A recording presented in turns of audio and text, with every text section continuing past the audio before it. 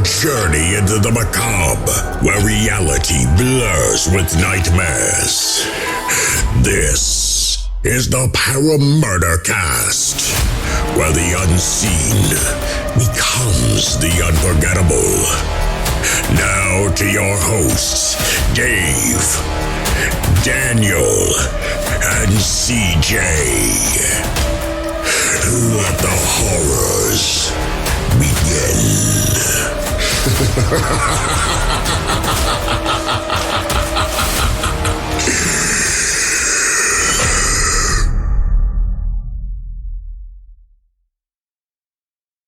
I was at the barber.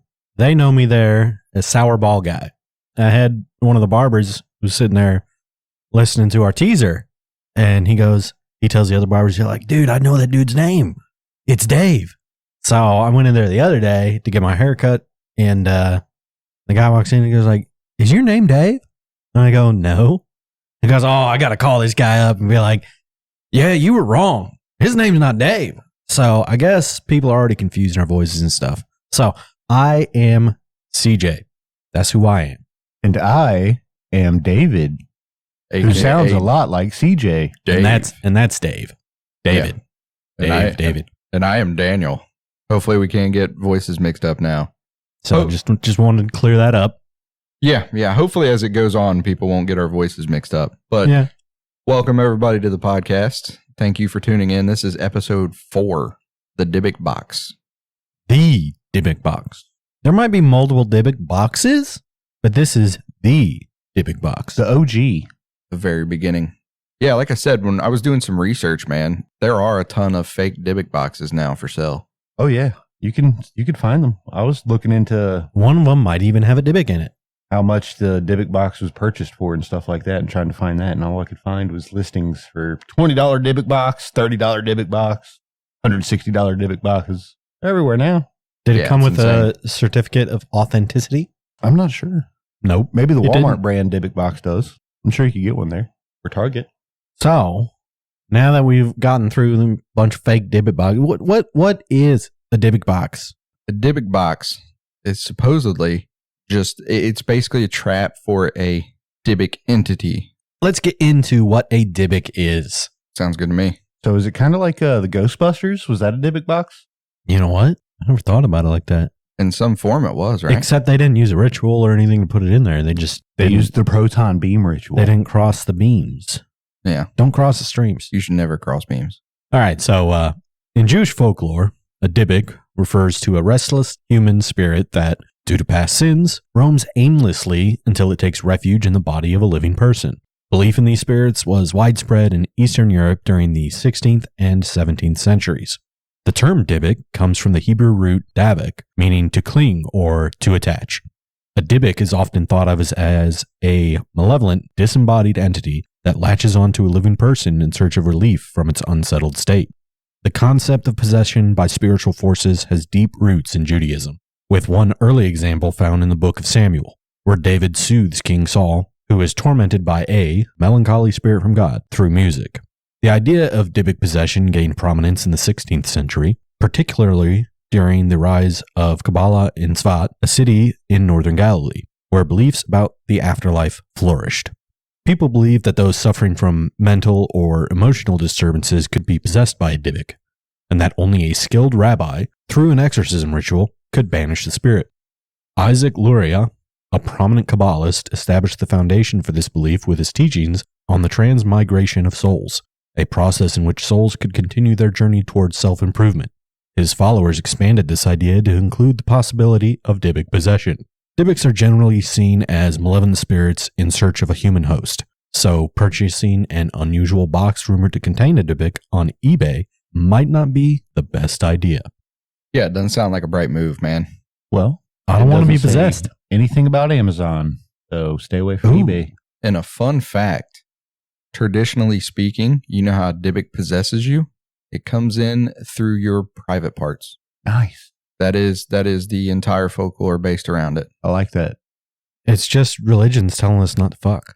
I mean, it's... I'm going to possess so many babes, dude. Don't stick your D&V. You're going to get possessed. So is this not the scariest entity? Or at least for men? Unusual holes. Well, that reminds me of that scene in The Rundown. Not my Pinto. Oh, yeah. Not my Pinto. Zips it back up. Zip my pants back up. Stay away from me, harlot. That's a good movie. I said, no monkey. I like that movie a lot. Oh, we get into a whole nother podcast just quoting that movie. Yeah. Yeah. Never seen it. Oh, my God. That's terrible. Tell me about it. Yeah. On another day. Whole nother podcast. Yeah. Because, like I said, we could do a whole podcast just quoting that movie. Yeah, we'll be up quick without a paddle. Oh, my God. Yeah, up quick. So I said we're going to come out with some merch for that. All right. Yeah. So for those because I'm getting ahead of it. If you go back to episode 2 in Skinwalkers and you listen to CJ's story that he is reading, at one point in time he goes towards the creek. Listen, everybody gets mush mouth. Yeah. You think this is easy? No, I salute you, man. You do an excellent job. Everybody reads perfectly in their head. For sure. But when they try to formulate words, doesn't happen. It's going to turn into merch because I think I am going to make a Queek shirt. I am with a Skinwalker on it by Queek. And the memes continue. All right, let's get into the origins of this Dybbuk box. So the tale of the Dybbuk box begins in 2003 when Kevin Mannis, a furniture refinisher based in Portland, Oregon, acquired the cabinet at an estate sale. This cabinet, later known as the Dybbuk box, was a vintage wine cabinet with a dark and intriguing backstory. According to the lore surrounding it, the cabinet was originally owned by a Jewish family in Spain before the Spanish Civil War. It was said to have been used to contain a Dybbuk, a malevolent spirit from Jewish folklore, believed to possess the living and wreak havoc. Mannis, fascinated by the cabinet's craftsmanship, initially had no knowledge of its sinister reputation. However, soon after bringing it home, he began experiencing a series of unsettling phenomena. His mother, who had been ill, experienced a dramatic and unexplained deterioration in her health. Mannis himself reported a series of disturbing events, a persistent foul odor, flickering lights, and a constant sensation of being watched. Disturbed by these occurrences and fearing for his own safety and that of his family, Mannis decided to sell the cabinet, believing it to be cursed. Yeah, I think that's the appropriate reaction to it. If you buy something, man, and then immediately start having a series of unfortunate events like this, it's time to get rid of it. So I think out of all the people that I looked at own the Dybbuk box, he's probably the quickest to sell it. He's just out with it. Well, most of the other people buy it because it's supposed to be supernatural and they want to research it. It's that fuck around and find out, right? Yeah, they don't believe it. Find out. They don't believe it and they buy it just to go, oops. What about the irony of it being a wine cabinet and that's where you keep your spirits? Maybe they're just whining. Oh my God, David. Yes, dude. Yes, you earned it this week. Perfect. That is perfect. I don't care. I'm going to give him that every time, dude. That's great. I actually didn't think about that, man. Wine cabinet where you keep your spirits.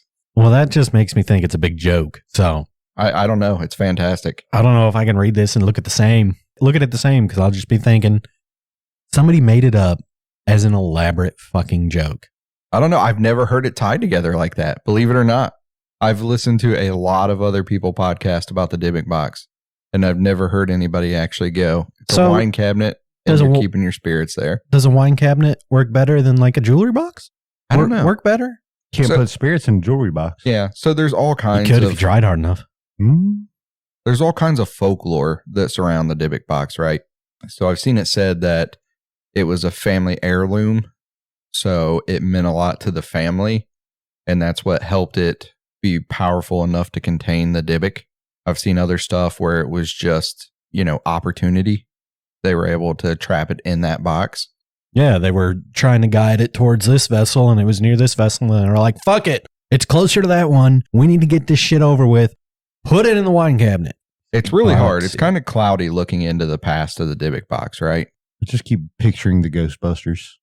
The ghost, yeah. I can't. Well, it does make sense. A wine cabinet's made for spirits, so yeah, I'll give him that one. Maybe that's why everybody thought it was haunted. Maybe the guy just slipped the tongue. It's filled with spirits. Spirits make you hear weird things. Yeah. Oh my God. But as you can see, it's going to start changing hands a lot. Anyway, wanting to get rid of this cursed cabinet. In 2004, Kevin Mannis sold the Dybbuk box to Jason Haxton, a local collector and museum director with a deep interest in paranormal artifacts. Haxton, intrigued by the cabinet's dark history, intended to study and understand its supposed supernatural properties. Haxton's initial experiences with the Dybbuk box were unsettling. Almost immediately after acquiring the cabinet, he reported severe respiratory issues. Haxton's health began to decline rapidly, marked by persistent coughing fits, shortness of breath, and chest pain. Despite numerous medical consultations, doctors were unable to identify a clear cause for his symptoms. The cabinet seemed to have a profound impact on Haxton's mental and emotional state as well. He reported a constant sense of paranoia and fear, feeling as though he was being watched at all times. Haxton experienced frequent and vivid nightmares featuring dark, shadowy figures and disturbing imagery related to the cabinet and its dark history. The paranormal activity associated with the Dybbuk box extended to Haxton's home environment as well. Objects within the house would move or fall on their own, and electronic devices frequently malfunctioned. Haxton described a series of strange occurrences, including unexplained noises such as scratching, knocking, and whispering. These all emanated from the direction of the cabinet. His once peaceful and orderly home had transformed into a site of constant disturbance and anxiety. But like I said, I would purchase this box. I would hope people who have listened so far have heard a couple conversations we've had between Dave is a skeptic, CJ's a skeptic, and I would firmly place myself right on a fence. Like, I'm open-minded. I want to believe, but at the same time, I'm also a very scientific and analogical mind. I need proof. I need to see risking something. my ass getting haunted for you. Well, I mean, I can always buy it and store it somewhere else, but I would definitely purchase it to see if I had any experiences. Yeah, I'm too pragmatic. For me, it's always like I'm that. not gonna risk it. It's always that guarantee of afterlife, right? Like, I find it curious if you could actually prove to yourself, right? I don't need everybody else's acceptance on that topic, right? If we go to one of these places that are on the map for us to go do some small, ghost hunting, and we're going to go check out a few things to do with the podcast, over next year.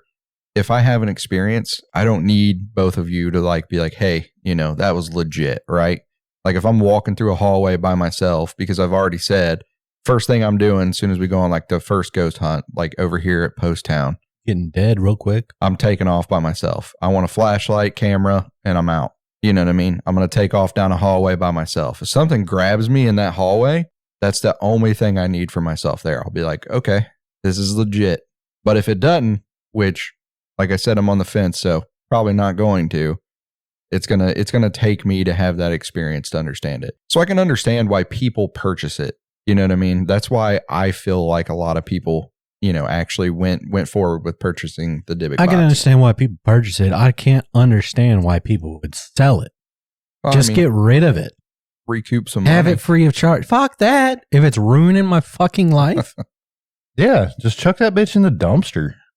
Why ruin Well, I somebody don't know- else's I life? don't know now about that I that. think about it. What if No. somebody else wants it, man? They want that same confirmation. You know what I I mean? just give it to somebody. I think, I guess I understand that. If I purchased it and it was in the house and all of a sudden I was smelling rotting smells and I was having some, horrible nightmares, feeling I was Who being made eggs? I would probably burn it. I would probably take it outside, pour gasoline on it, and burn it. And then you'd free the spirit. Not necessarily. Haven't you seen Ghostbusters? we don't- That's how it happens, We dude. don't know. You destroy the box. They take over the city. Next thing you know, you got a giant marshmallow stomping on everybody. I don't know, man. All right. Well, looking for experiences. Let's get back into it. So, determined to understand the cabinet's origins, Haxton conducted extensive research into its history. He discovered that previous owners had experienced similar unsettling phenomena and misfortunes. This pattern of negative experiences only reinforced Haxton's belief that the Dybbuk box was a genuine source of malevolent energy. Haxton's health issues and the ongoing paranormal activity in his home became increasingly overwhelming. Despite his attempts to document and control the cabinet's influence, he ultimately decided to sell it, believing that the cabinet's presence was having a detrimental effect on his life and well-being. After Haxton's sale of the Dybbuk box, it was acquired by a couple who owned an antique store. The couple, unaware of the cabinet's dark history, intended to display it as a unique and intriguing piece of furniture.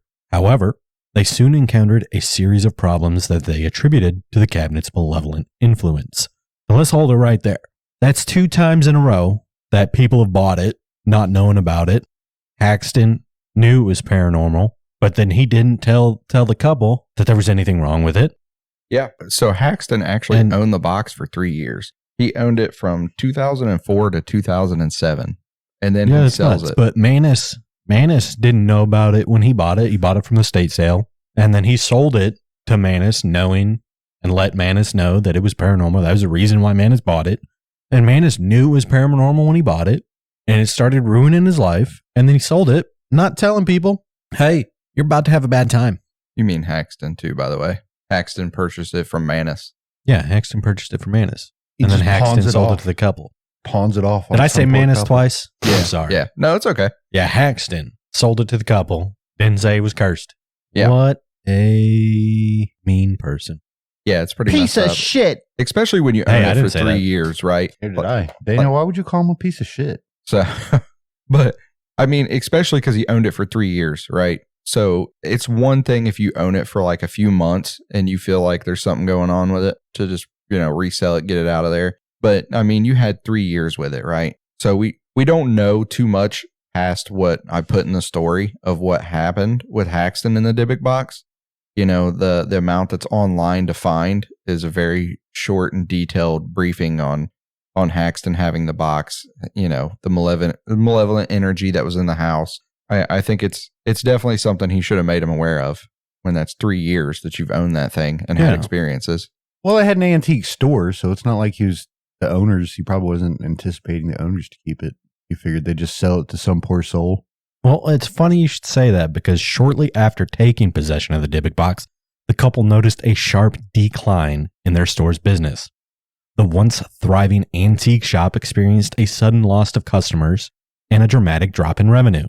The couple struggled to understand why their business was failing, and they began to suspect that the cabinet was the source of their troubles. Along with that, the couple's personal lives also began to unravel. The wife, who had been in good health, developed a rare and debilitating disease.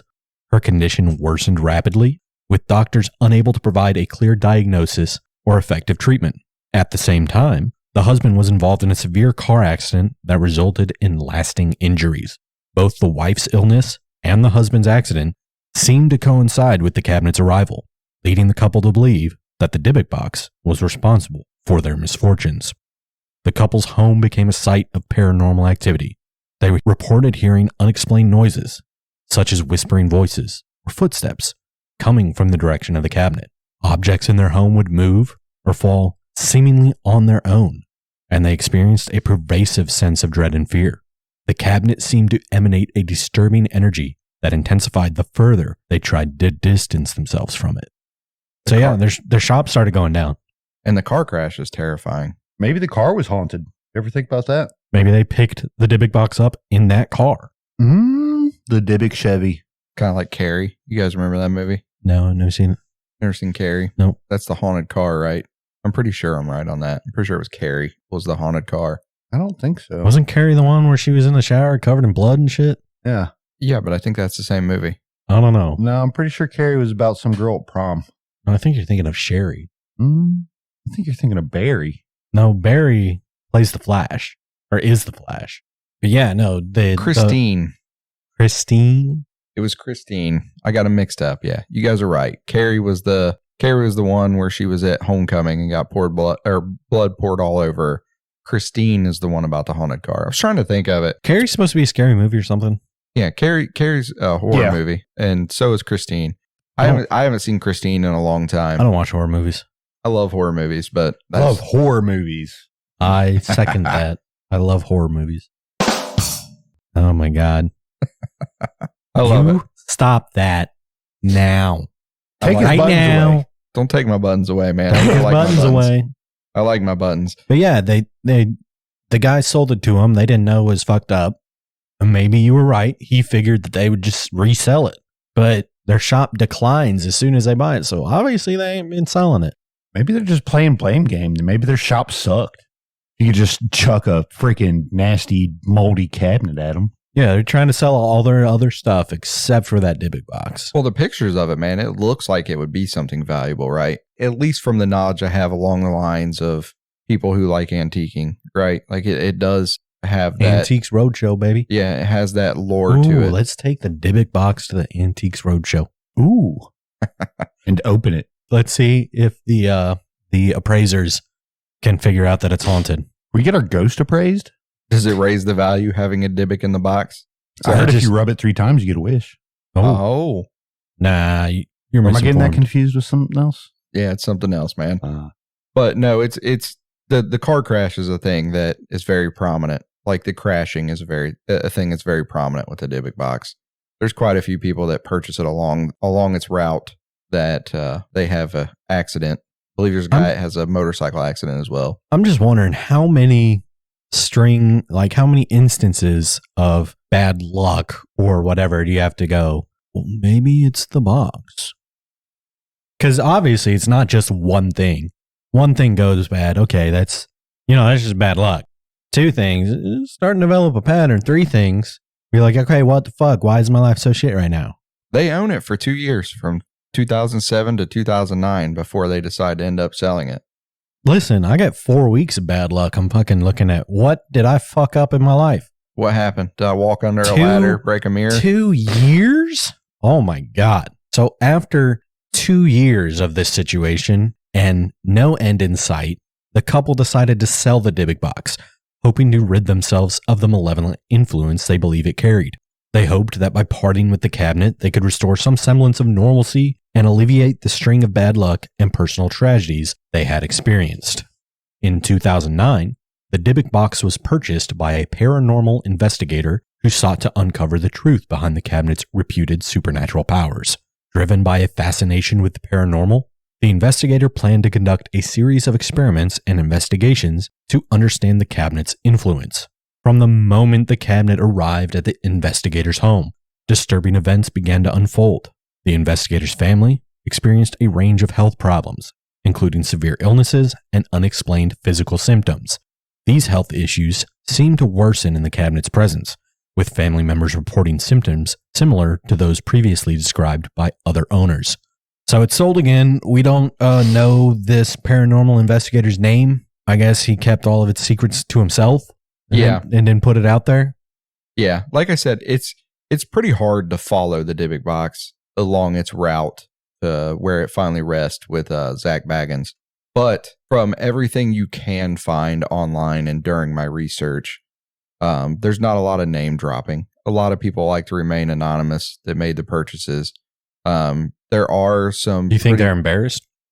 I would say it's more. Why did I do this? I'd say it's more that they want to avoid being interviewed or bugged further after ridding themselves of the box. Yeah, they just want to be done with it. They don't want to be involved with it anymore. Yeah. If you're having that stuff happen, of course, you would just want to distance yourself from it. And if their name goes out, you're never going to get away from that. But good luck, Zach Baggins. You're never getting away from this one. Yeah. There's a pretty good chain that you can find on Reddit if it's still there. I ran into a few different posts that kind of track down and follow the Dybbuk box the best they can. I own the Dybbuk Box AMA. Yeah. You can go visit it, man. I mean, we need to put that on our calendar to. If I can't open it, I don't even care. I want to open it. I want to slide my hands around the inside, and I want to say disrespectful things. Oh, okay, man. You deserve to get punished. As a skeptic, he's just all in, man. He's the bad skeptic. I'm the good skeptic. Yeah. All right. I don't believe, but I ain't provoking. This guy's provoking because it's just a FU to everything.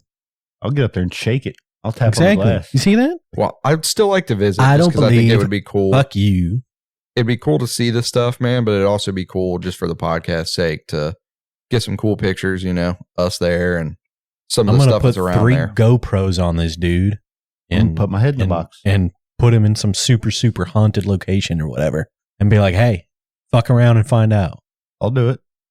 Okay. Well, we're going to have the opportunity. Post Town is definitely something that's going to be on our calendar for the beginning of the year. And I'll be the guy in the chair. And that chair is located in the van. Where's the van? Out fucking side. I got enough shit going on my life. I don't need to be haunted. What if it's a Dybbuk van? Oh my God. Here we go again. Anyway. So this investigator's home became a hotspot for paranormal activity.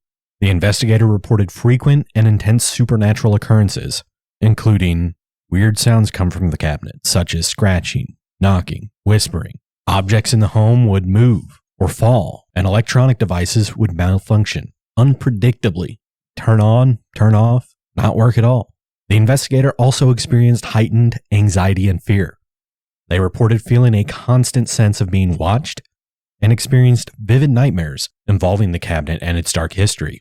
Despite extensive documentation and attempts to understand the cabinet's origins, the investigator struggled to control or mitigate the cabinet's influence.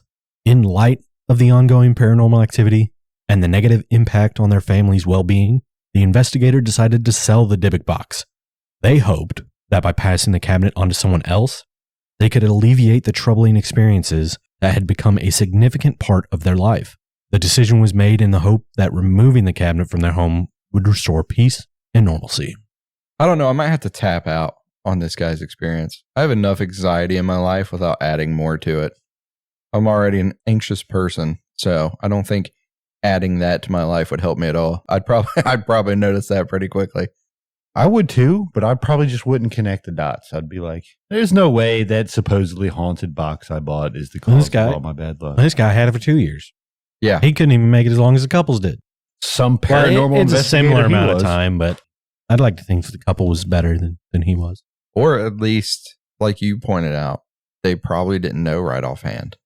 It took him a while to figure it out. Yeah. So maybe that first year is just straight denial. You know what I mean? Like if they're skeptic and, this guy's an investigator. So he is almost for sure right offhand that it's, it's haunted or there's something wrong with it. So maybe he was just more aware. So he was like, yep, nope, get rid of it. But he's also a paranormal investigator. So who's to say that the Dybbuk box, well, maybe he had some other artifacts creating these issues and it got attributed to the Dybbuk box because it didn't start. Well, maybe he didn't lightly brush that vase. And so its powers didn't activate until after he bought the Dybbuk box. You're sophisticated as fuck, my boy. That More like vase. paranoid investigator, dude. Yeah. Paranoid. I'm a paranoid investigator. Anyway, 2011, paranormal investigator sells a Dybbuk box to a university student with an interest in the paranormal. The student, eager to explore the cabinet's dark history, incorporated it into their personal collection of paranormal artifacts. Again, someone who already owns paranormal artifacts acquires yet another paranormal artifact, and maybe some of this is unrightfully attributed to the Dybbuk box. So from the moment the cabinet was placed in their apartment, the student began experiencing a series of terrifying incidents. They reported vivid and disturbing nightmares involving the cabinet and the Dybbuk it was believed to contain. These dreams featured dark, shadowy figures and a pervasive sense of dread. The student's roommates also reported strange occurrences. They heard unexplained noises, such as footsteps and whispering voices, coming from the direction of the cabinet. Objects in the apartment would fall, seemingly on their own, and they would move from place to place. The roommates also described feelings of intense and unexplainable fear whenever they were near the cabinet. The students' academic performance began to suffer as a result of the constant anxiety and fear associated with the cabinet. They found it difficult to concentrate on their studies and experienced frequent bouts of insomnia. The stress and fear ultimately led the student to move out of their apartment, hoping to escape the malevolent influence of the Dybbuk box. So this guy pretty much chased his roommates out with the box. Yeah, and then chased himself out. Did he just leave it? No, he doesn't move. He sells it. It's his roommates that leave. I mean, his roommates started experiencing the bouts of insomnia, objects moving around from place to place, and they just pretty much dip on him. Yeah, why would you do that to your roommates? I don't know. Sounds like a horrible thing to do. Don't ever let me run into a Dybbuk box. I apologize. Yeah, I'll move out. I apologize in advance. Well, I mean, if it doesn't do anything, you don't have to move out. You better not let me fucking find out. If it doesn't do anything. Yeah. I mean, it's allowed to chill, dude. All right. Like if the ghost is chill. If I start falling down and breaking random bones and fucking start not being able to sleep, And you know the fucking problem? Bro, you better never let me fucking find out. You better fix that shit. I already struggle with insomnia. Maybe there's All already right. a Dybbuk box in here. Oh, you have a Dybbuk inside you. You have a demon inside you. Where's We've already that? established that. Sleep paralysis. Could be. I mean, it like I said, it's one thing, man. It has to do something for you guys to bounce. You know what I mean? Like, if I just bring home a fucking table tomorrow and go, this is a haunted table, I don't want you guys to just dip on me. All right? I'll I'm going to sleep on dip the on table. you because now I've said something and I got to stick to it. No, man. It's not cool. I don't think I would What's bring not cool is intentionally buying a haunted table. it. Like I said, I'm saying if I just said it was haunted, doesn't mean that it is. you know? Listen, Yeah, you put that energy if you out buy there. a table and you don't know it's haunted and shit starts happening to me and I can't figure it out and you go, that's right when I bought that table and you figure out it's haunted, you better not fucking tell me. You better just get rid of the table. And I go, oh, where'd the table go, Daniel? And be like, I didn't like the color. I'll be outside like the Amityville horror, just chopping it up with an axe. It ain't the table, man. I just wanted to start a fire. So, I don't know, man. It's one of those things I'll see you like, chopping up a table and be like, did you buy a fucking haunted table? ooh, yeah. It's one of those things where it's unfortunate, right? Like he purchases it. They were already on board, apparently. I mean, he had other artifacts that were supposed to be haunted, other paranormal artifacts. So it's just unfortunate for them. He actually picked one this time That actually worked? that seemed to actually have something tied to it. So I talk a big game of I'd purchase it, but I don't think I'd bring it home. If I had like a private office or like a private study or something located outside my house, I would probably invest in buying something if it was, We're notoriously talking about haunted. office space. Would you store it in the office? Yeah. Yeah, just screw everybody that works here at this leased building. Bro, that would be the best proof I ever had. If we bought like a Dybbuk Box-esque item and took it to our office space that we have purchased, and then you go there the other next day. businesses would leave. Yeah, they all just leave. Be like, yeah, we got this building to ourselves. Maybe Yeah. that's what happened to downtown, dude. I will renegotiate our lease and then sell the Dybbuk Box to pay for the renegotiated lease. That's exactly what I would do. I'd be like, hey, man, we're going to need some cheaper rent. Everybody else seems to have Cool left. real estate hack, guys. Buy a Dybbuk box. free Push real estate. everyone out. Buy property. Sell Dybbuk box. Profit. Profit. All That's how right. you do it. So in 2014, the Dybbuk box was acquired by an author specializing in paranormal literature. The author, intrigued by the cabinet's dark history, hoped to use it as a central piece in their research and writing. The author's experiences with the cabinet were marked by a series of unsettling events. The cabinet's presence seemed to disrupt the author's creative process, with frequent interruptions and disturbances occurring while they worked. The author reported feeling an overwhelming sense of dread and anxiety whenever they were near the cabinet, which made it difficult to focus on their writing. The author's home and office became sites of paranormal activity. They reported hearing unexplained noises, such as scratching and tapping sounds, coming from the direction of the cabinet. Objects in the home and office would move or fall on their own, and electronic devices would malfunction unpredictably. The author also experienced disturbing dreams and nightmares related to the cabinet and its dark history. These dreams often involved shadowy figures and a pervasive sense of malevolence, further impacting the author's mental and emotional state. Ultimately, the author decided to part with the Dybbuk box. They cited the cabinet's negative impact on their well-being and productivity as reasons for their decision. By removing the cabinet from their life, they hope to regain a sense of normalcy and focus on their work without the constant fear and anxiety that had accompanied its presence. Maybe I am possessed. I feel like I have a lot of those symptoms. Yeah. I mean, back to back, man. It just blows my mind. Like, I would buy a box if it was haunted, but I don't know if I would purchase it if there was like 47 people prior to me that all were like, yo, this ruined my life temporarily. No, maybe you're the one. I'm interested in purchasing the ghost popped out and said hello box and moved my chair. You know what I mean? Casper? The friendly ghost. Yeah, I don't want the ghost that's giving me heightened anxiety. You want the Hogwarts ghost. That's what I'm saying, dude. Yeah, I don't want malevolent dreams. I don't want to be terrified every single solitary day and not be able to concentrate. I already have that by giving it to myself, let alone purchasing a box that gives that to me as well. But it just blows my mind that it just kept switching hands like that. And people bought it. Like I said, you can find fake ones online for sale right now. Maybe somebody purchases one and it's actually real again too. Could be. Anyway, string of sales, string of people being haunted. But this is where it ends. Yeah. At least the selling part. So in 2017, the Dybbuk Box was acquired by Zach Baggins, a well-known paranormal investigator and the host of Ghost Adventurers. Baggins, fascinated by the cabinet's dark history, added it to his haunted museum in Las Vegas. The acquisition of the cabinet was intended to further explore its reputed supernatural properties and contribute to the museum's collection of haunted artifacts. The cabinet's presence in the museum has continued to attract significant attention and intrigue. Visitors to the museum report experiencing strange sensations and feelings of unease when near the Dybbuk Box. Some visitors have reported feeling a sudden chill or sense of being watched, while others have experienced unexplained physical symptoms, such as nausea or dizziness. All of these symptoms just seem like being alive. I don't know, man. Anxiety, dread, insomnia. The physical and like the nausea and dizziness. If I stood up right now, I will probably get dizzy. Well, what I'm saying is, like, if you walked in and you were feeling perfectly fine, it wouldn't even pique your interest if you were fine throughout the entire museum and then walked within a few feet of it. Could be pumping in small levels of, nitrogen or some other gas. I doubt it. Yeah, I doubt it because that'd be illegal as shit. Yeah, that's what I'm and saying. I don't think he's going to do anything illegal necessarily. What happens in Vegas stays in Vegas. But like the Dybbuk Box, probably right underneath a vent. People, there's cameras in that room watching the box, watching the people, make sure they don't fucking touch the box or anything like that.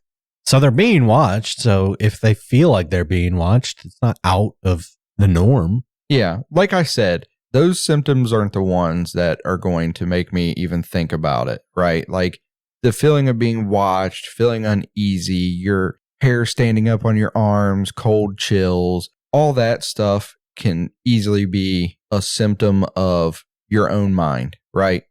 The fact that you want it to happen, that you're approaching the box with thoughts of like, oh man, I'm going to have something creepy happen in this moment. And so as you approach, your own mind helps you out there. You know what I mean? You can think about having a cold chill and have a cold chill. Yeah, you know what I mean? Think about being nauseous and get nauseous. Yeah. But my thing is, it's a lot harder to do that. I mean, you really, like, Not you really. have to have a setup. Well, look at it this way. Painkillers, for example. Even if it is the same exact chemical combination, everything's literally exactly the same except for one thing. Red-colored painkillers work better than blue-colored painkillers. That's a fact. Red 40. Nothing to do with that. Also, you can sell the same exact pill as a general painkiller, or you can sell the same exact one as a headache relief or a period camp reliever, and then charge a premium for those. And the ones that say they do a specific thing, even though they're exactly the same, they work better for that thing. I get where you're going with it, right? You can, if you think you're going to get nauseous, you can make yourself nauseous. Super easy. You can absolutely. But I'm going on the fact that I would think the physical symptoms and the nausea are going to be a lot harder to get an average on, right? If people are reporting it, that means that more than one person has reported it. Right. I would absolutely think that that's going to be harder to talk yourself into on an average basis versus a cold chill, the feeling of being watched. Like I said, I'm not saying it's for certain proof, but what I'm saying is if we were looking at an overall consensus on people having issues when approaching the box, I would think that the hardest ones for them to give themselves is going to be a physical ailment or feeling nauseous. Well, I just think if you expect to go in there knowing that previous people have gotten nauseous, well, maybe I'll get nauseous too. And then you get nauseous. Yeah. Just gaslighting yourself, or what do they call that? Mass hysteria? Yeah. You can definitely cause that issue. So, but I mean, so if that's a well-known symptom, then while we're on the topic of Zach Baggins, I'm sure we're going to have more than one listener if they're into the paranormal and there's somebody who's avidly listened to previous paranormal podcasts. I'm sure they've watched Ghost Adventures. I'm sure they're aware of Zach Baggins. It seems like, at least in my experience, it's about a solid 50-50 split, if not 60-40 split on that. The majority of people in the paranormal community absolutely despise Zach Baggins. You know what I mean? They're not into him. They don't like him. But for the sake of this podcast, at least, I hope our listeners will get in tune with, is we're going to try to ride a middle line. I want the guys who are skeptic to openly say why they're skeptic, but I also want to still leave it open for the possibility that there is something that can happen or has happened. I'm very much in the belief that if 1,000 people say something has happened, there's probably something to it. But when it comes to Zach Baggins, there's a lot of naysayers and there's a lot of people that are on his side. I will say this, if you think he's a douche or you don't like Zach Baggins, it's your opinion. If you're for him, that's your opinion. I will clearly make a statement for both sides for him, right? Which is that he's been known to do some shiesty stuff in the paranormal realm. So I'm okay with it if you dislike the man. But if you are a firm believer and you're really into the paranormal and believe everything about it, then he's also done some relatively good work, right? I mean, he's bought some very notoriously haunted properties and destroyed them. You know, he's purchased all of Ed and Lorraine Warren's stuff and put it up for safekeeping. He had it for many years prior to opening the museum up for public consumption, right? Like, he owned those things for quite some time before putting them up and making a profit off of it. So I see an argument for both sides for him, but I do get Zach Baggins has a pretty bad name when it comes to the paranormal. I think, yes, everybody's entitled to their opinions, and we're not trying to change your opinions, anything like that. As far as him buying up properties and tearing them down or anything, there could be an argument made that he's just trying to cover up so nobody else can do any research. That's a possibility. I'm not saying that's what's happening. At the end of the day, the paranormal stuff is Zach Baggins', cup of tea. That's his hobby. That's what he wants to do. He's made a living out of it. On the other hand, he's also a businessman. He needs to find out how to market this stuff. So he's just a person surviving through life, just like the rest of us. If you hate the guy, you hate him. If you don't, you don't. If you love him, you love him. But that's up for you to decide. Yeah. I like putting that out there because there are a lot of podcasts that lean one way or another, and they get some pretty heavy comments when it comes to Zach Baggins. So just know us here at the Paramurder Cast, we are neither for nor against Zach Baggins and his ventures, but I will say the properties that he's purchased, a lot of them, like the Demon House that he did a documentary on, that was well known and well researched prior to him getting it. So there are multitudes of other groups who spent time in that house and had very negative things happen prior to him purchasing and tearing it down. I don't believe he's buying properties and tearing them down so that nobody else can investigate. I'm just saying that I have the ability to look at both sides or multiple sides of a situation and come up with a theory. Yeah, it's a pretty sweet grift. Yeah, that's what I'm saying. Like it could all be just a grifting move for sure. Every bit of it, every single solitary bit of it. I mean, we're well aware of, I think it was Taps, that they absolutely were called out by directors and people that were on set for doing stuff like setting up for shadows moving, for making fake EVPs, for having experiences. That's kind of a common problem with a lot of things in life, right? If it's something you can't disprove or you personally don't believe in, there's always calls for you to negatively look at it in a negative light. All it takes is a group like Taps to have a lot of falsified evidence in their show to kind of discredit even the people out there trying to make legitimate investigations happen, legitimate proof. It is what it is.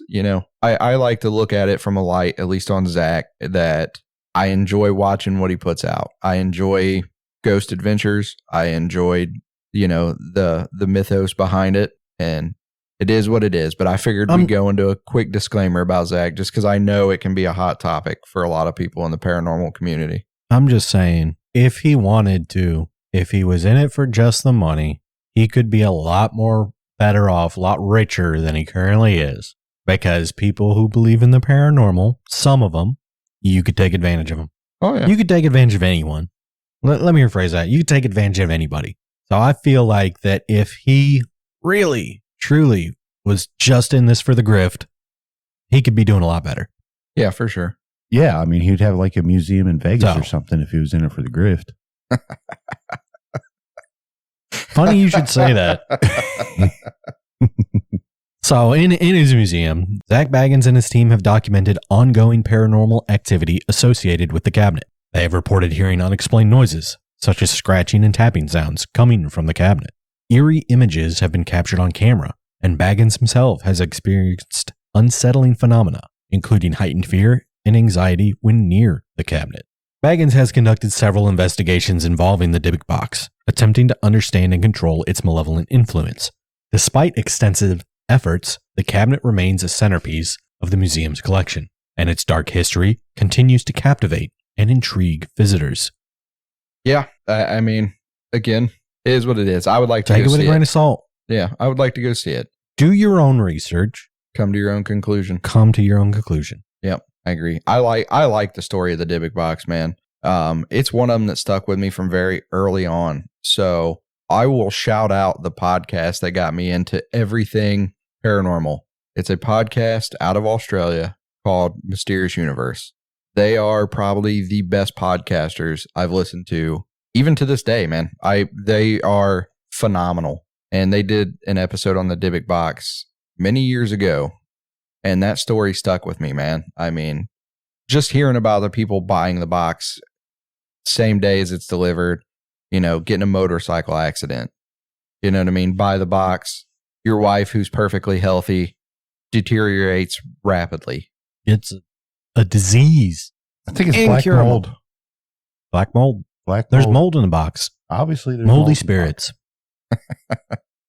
Well, let's get into Dybbuks themselves, not just the box. The concept of a Dybbuk originates from Jewish folklore, representing the spirit of a deceased person that clings to the living and causes harm. The Dybbuk is often depicted as a malevolent entity that can possess individuals, leading to a range of psychological and physical disturbances. The idea of a Dybbuk box, a vessel designed to contain such a spirit, plays into deep-seated fears of supernatural entities and curses. The Dybbuk Box's story blends elements of Jewish mysticism with a modern paranormal phenomena, creating a compelling narrative that captures the imagination of both believers and skeptics. It's a good story, right? Like I said, it's definitely stuck with me. It's one of them that I've heard over the years that I was really interested in. I knew if we ever started a podcast, which we now have, that the Dybbuk Box was going to be something I wanted to cover very early on. I think it's creepy, man. It's got movies about it now. I've heard it covered on pretty much every major supernatural podcast. I think that's kind of probably up there in the top 10, top 5 of most covered episodes when it comes to paranormal entities or paranormal activity. The Dybbuk Box is definitely in the top. So I just feel like there's a lot of information missing regarding the Dybbuk Box. I mean, there's only so much that you can really follow, right? Like if you purchase it, I'm not there to record all the events that happen to you. So all we know of is the people who actually put out their information, who went on and wrote something about it and talked about it, right? And that's where we get our story from. I mean, because like I said early on, there are quite a bit of people that reported, their happenings with the box. The next topic, though, that we're going to get into is the exorcism in Jewish folklore, which makes me curious on why nobody ever tried this from the start. Because it's a box. You can't really taunt the demon out of a box if it's not communicating with you. No, but it had to have been trapped in the box, right? So during the trapping of the Dybbuk into the box. Why'd they trap it instead of exercising it? Exactly. That's my curious Maybe it's question. not trapped in there. It's just bound to it, Like you wouldn't say, what is it, Annabelle? Wasn't Annabelle, yeah, the doll. I don't think a ghost was, it's like, isn't it attracted to the doll and not trapped inside of it? Yeah. Maybe yeah. this Dybbuk was just an alcoholic. That's actually a valid point. And it's throwing a big fit because ain't nobody putting no wine bottles in his box, dude. That's a very valid point, though. What if it is just tied to the box and it wasn't previously trapped in the box? That's a valid point. Though exorcism is often associated with Catholic traditions, it has been part of Jewish practice for centuries. Expelling a Dybbuk, a malicious spirit in Jewish folklore, has been known but rarely performed in modern times. As mentioned earlier, a Dybbuk is a spirit unable to fully repent and move on to the afterlife. While it knows it does not belong in the body it inhabits, this awareness makes exorcism possible. One notable example of a Dybbuk exorcism comes from the 18th century, documented by renowned Kabbalist Rabbi Shalom Sharabi. His text, thought to originate from Egypt or Palestine, describes the exorcism of a young woman possessed by the spirit of her deceased or betrothed husband. The ritual involves the woman reciting a prayer, which was then repeated by a group of rabbis.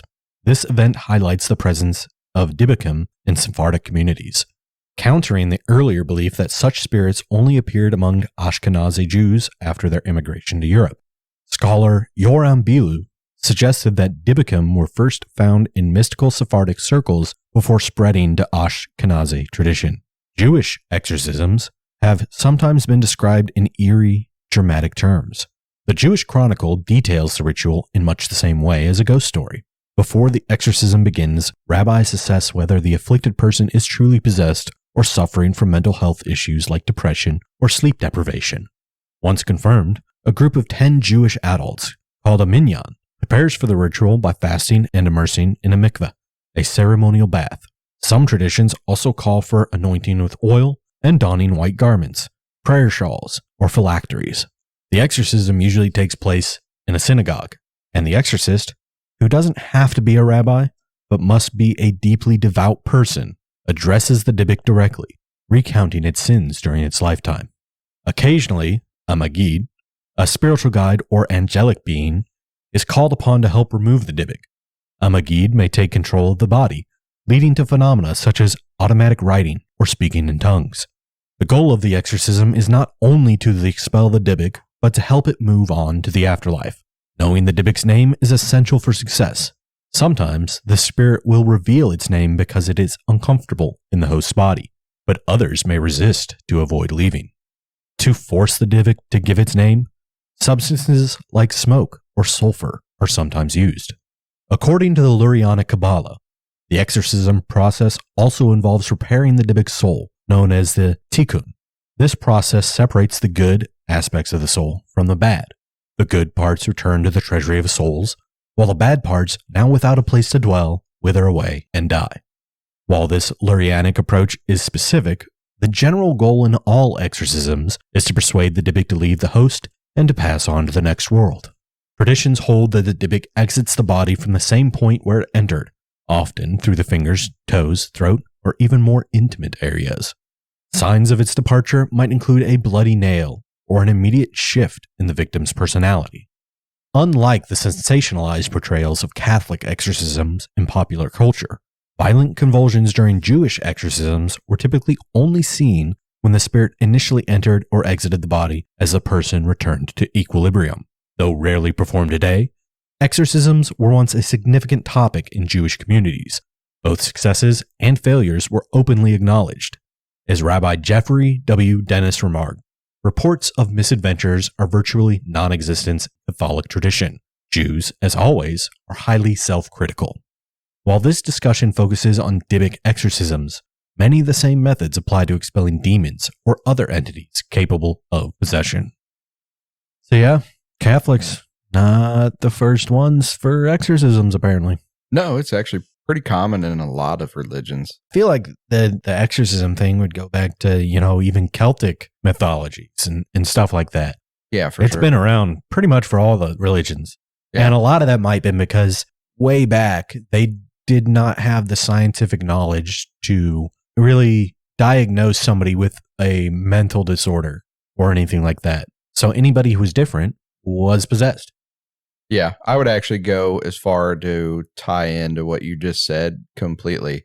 I think that the entire notion of possession in modern day religion is probably completely from olden times mythology. I would say that if you're converting a bunch of Irish or you're converting a whole nother nation into Catholicism, I would say that their aspect of olden time possession is probably what was brought in to modern time Catholicism. I would say that that's probably where that stems from. They brought it into the religion itself. I mean, hell, look at the Romans. They had all kinds of possessed people. I wonder if that's a lot of their possessed people were revered as oracles or mystics. Why the Dybbuk box hasn't been exorcised, because it has no way to communicate. Can't get its name. You can't figure out its sins. Yeah. It says you have to have the name for it to be successful. We don't know the name because of its age. So is it just there forever? That's what I want to do. I'm going to possess an inanimate object. I wonder if you could get the Dybbuk to move into a person from out of the box as part of a ritual. Put a dick in the box. And give them a voice. The dick in a box. Yeah, so have them move over. But then again, who wants to sign up for that? I'll do it. You would do it? I'll do it. Let it possess Dave, and then Dave will speak its name. Let's contact a synagogue and move it up the chain. My name is Dybbuk Box. I volunteer as tribute. I agree along the lines of what you said. It's definitely, I definitely think it's old. Mental illness. Yeah, I don't know if I wanted to say mental illness as much as I just think it's the whole concept. Like he said, if you didn't fit in, you were looked at as indifferent. Like you were completely cast aside. And so I don't know if that'd be indifference. Yeah, that's true. That'd be active shunning. But I think that's where Catholicism and if you want to stop being shunned, you better get exercised. Christianity and Catholicism definitely probably adopted those. So did Judaism from the cultures that they initially brought into their religion. Well, see, that's the weird thing. So obviously paganism would have come before Catholicism, but I don't know exactly where Judaism sits on that. Was Judaism, because I think Judaism would have been before paganism because it's a different region. Yeah. I think Judaism predates, I know it predates, I'm pretty sure, Catholicism and Christianity. Oh, yeah. Like by far, right? Yeah. Didn't you know Jesus was a Jew? Yeah. I know that. But what I'm saying is, like, I'm pretty sure it by far predates them. So. Oh, yeah. Look at the Old Testament. Everybody in there was Jewish. I think it predates pagans then. I would assume it predates pagans. If you go by, because I wasn't necessarily raised Christian, but that was the most I had been exposed to it. And if you go by the Bible in its timeline, Judaism would have been there before the Northern European cultures. Yeah, were that's what I'm saying. Practicing their religions. Yeah, so it comes prior to paganism, I believe. But I don't know how accurate that is. So, but because they didn't have recorded history from, the Vikings and Nordic tribes. There was no recorded history of that. Oh, there's those cultures could have been a lot older than everybody thinks they were. There's some recordings, not enough to figure out, I don't think, what you're talking about. So, but I think it's cool to see that exorcism standpoint from multiple religions, because as we continue on with the podcast, we're going to see a ton when it comes to Christianity and Catholicism. Right. And so it's pretty cool to see that. Judaism's also older than Rome. Yeah. So it's also cool to see exorcism from the Judean standpoint. And the Romans fought the Gauls and the Celts. So I would think it would be a pretty safe bet to say that possessions and exorcisms probably originated from Judaism. At least that's where I think it would have come from. Now, hot take, do you think their stance on exorcism makes them more believable than the Catholic Church? I like as for example, like the convulsions. Growing up the way I've grown up in pop culture and everything, I've got a hard time trusting anything that comes from the Catholic Church or most Christian entities. I think at least I'm in not my opinion, saying Catholicism is bad. I'm saying it's hard to trust a lot of their beliefs, not their core beliefs, but the branches that come off their core beliefs.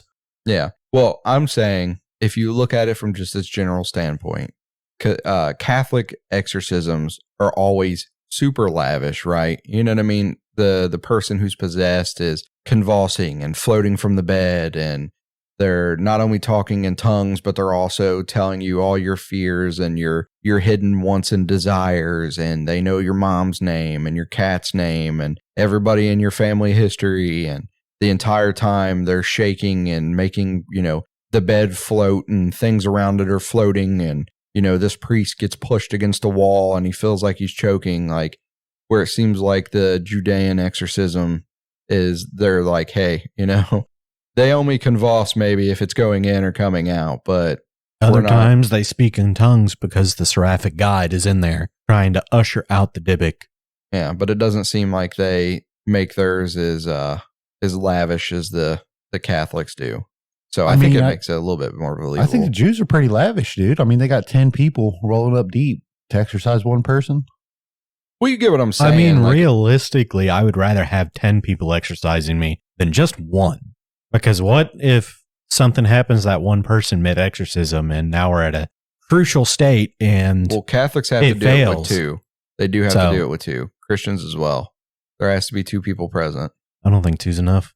I think there's 2 people present, and then they have to have, at least in modern times, they have to have like an overseer of the exorcism itself. And I don't think they're allowed to be Catholic or Christian. There has to be 2 basically Catholic priests and then somebody who's not a Catholic. A doctor. Yeah, a doctor. Yeah, I think most commonly nowadays it is a doctor or a psychiatrist. But like I said, I just think it makes it more believable because every story you hear from like Catholic or Christian exorcisms, it's almost movie-esque, right? You know what I mean? You know, we're talking about this Catholicism, Judaism, Christianity. I feel like forgot to mention, and it's really hard to mention it, but the Eastern Asian cultures, religions, I'm sure they've got possessions and stuff. And oh yeah, they do. About the Hindus. But that stuff is so like I feel like when you look at it, those religions are so much more complex, even if their message is real simple, but there's so many more layers of it to any Western European or that type of religions. Yeah. So trying to dissect all that stuff would be ridiculous. We can try to find it. I mean, I'm sure there's examples out there, but for the podcast, I would definitely be interested in looking into other cultural exorcism styles. Never heard seeing of what they do. A Buddhist exorcism. I don't think those guys are pretty chill. I think it would be more like Shinto, Taoism. I don't think Buddhists. That might be the exception. I don't know. We'd have to look into it. Maybe there are Buddhist exorcisms. Yeah, just get possessed by Buddha and become enlightened. That's something we can look at for maybe an episode idea. Maybe we'll actually look into exorcisms in general. Just exorcisms in general across different religions, all religions across the world. Yeah, me and CJ watch all the exorcism movies. That sounds like fun. Nah. Anyway, in conclusion, the Dybbuk Box tale is a chilling exploration of the intersection between folklore, fear, and the unknown. Whether viewed as a genuine artifact of supernatural malevolence or as a symbol of psychological terror, the cabinet's story captivates and intrigues. We talked about it previously. Just doing a quick wrap up at the end of each episode. Are we thumbs up or thumbs down on the tale of the Dybbuk Box? Do I believe in it? Yeah. Absolutely Real not. or fake? It's bunch. I'm not superstitious, but I am a little stitious. Semi-stitious. I don't know. I'd really have to get it and bang my head around in there and chill out with it for a couple years to see. But honestly, my luck sometimes seems so bad enough as it is that who knows? There could be a Dybbuk Box floating around here right now, and I not even know. Did you fucking buy something, Daniel? I did not. That we don't know about? Books from Barnes and Noble. Are they haunted books? I mean, they This guy. They are books of hauntings from Barnes and Noble, but I doubt they are haunted. So, More like Barnes and Nerdle, dude. So you are completely out on the Dybbuk Box, I assume, both of you? Like I said, the type of skeptic I am, I'm not going to risk anything. So are you mid for the first time? Thumb in the middle? No, like I said, I'm the good skeptic. I'm the pragmatic skeptic. I get you. I got enough shit going on in my life. I don't need to risk it. But no, I don't believe in it. Okay. That's I'll risk it. How bad could it be? Oh, I'm nauseous. Oh, God. Oh, geez. Says the guy who couldn't decide if it was going to be a fart or a poop. Mm-hmm. That's some real scary shit right there. Quite literally double entendre. So that's a no and a no. No. On Skinwalkers, I was a complete no. I think Dybbuk Box, I fall in the middle. You know what I mean? Again, I don't want to discredit it because there's a decent chain of people who have said that they've had malevolent experiences with the box. There's also a bunch of anonymous filler in there So without actual names. I mean, just a paranormal investigator and a student. Well, here's the thing. That could just be all stories somebody threw in there to upsell this stupid wine box nobody wants to keep. Listen, everything's stories. Yeah. Literally everything. All words are made up words. Well, here's the thing. The people who originally bought the box never got peace and quiet. So take that with a grain of salt. You know what I'm saying? If you buy something that has a previous history and is not only popular in pop culture, but every person and their mom is going to find all of your socials, your phone number, your address, and they're going to constantly berate you with questions. I would assume there are quite a few people that would rather remain anonymous instead of putting their name out there. Yeah. Fair point. But I sit firmly in the middle, right? Again, I don't believe it, but I don't disbelieve it. So I'm going to sit in the middle on this one. And I'm going to avoid just calling it a no or yeah. It's a great story. It's fascinating. Makes for a good movie. It's got a great movie around it. And let's just say again, this is all for entertainment purposes. This isn't to try and change your opinion or sway you in one direction or the other. Do your own research. Draw your own conclusions. This is, and I hope we did, this is just to entertain you. I would definitely like to open up forums on it. I want people to draw their own conclusions from our show, and I would love to have people join us. I'm working on a forum right now on the website. I would love to have you stop in and chat on it. We have a Discord up. You can find the Discord at paramurdercast.com. I would love if you came in there and talked about your beliefs or your disbeliefs on any of the topics that we broach in the podcast. Just keep in mind, David is a fucking troll. Yeah. I would never. Dave is absolutely a troll, but it's a He good will time. troll the shit out of you. It's a good time. You'll enjoy it. David likes to push buttons. Yeah, he's the button pusher, but people enjoy it. I think if you come in and you hear us now and you go in and join Discord, I think you'll have a good time. We're pretty fun guys. We talk all the time in Discord. You come in and say hello. We're going to talk to you. But we'll go ahead and close it up, man. Thank you for stopping by and listening. I appreciate it. If you enjoyed the episode, please like and review it on your current podcast platform that you are listening on. Check us out at paramurdercast.com. And I do have an announcement for the end of the show. We are starting a sister podcast. That's going to be hosted by Amanda and Emma, and that is going to be called the Paramurder Cast Ladies Night. They are currently working on their first episode. I'll have to check out their topic list, but I do believe their first episode is on some murders in a Mormon compound. It'll be nice to hear that. Sounds like a good story. Yeah, she does really good writing. Murders in the Mormon compound. Yeah, she does really good writing. Make sure to check out paramurdercast.com for more information on Ladies Night. That should be coming soon as well. I'm hoping after our release to get them released probably within just a couple of weeks after. And then that should be something to keep the content flowing from all of us here at the Paramurder Cast team. Thank you again for listening. I'm Daniel. I'm Dave. I'm CJ. Thanks for listening. Thanks for tuning in. We hope you join us again. Until then, may your nights be restless and your dreams haunted. And beware the things that go bump in the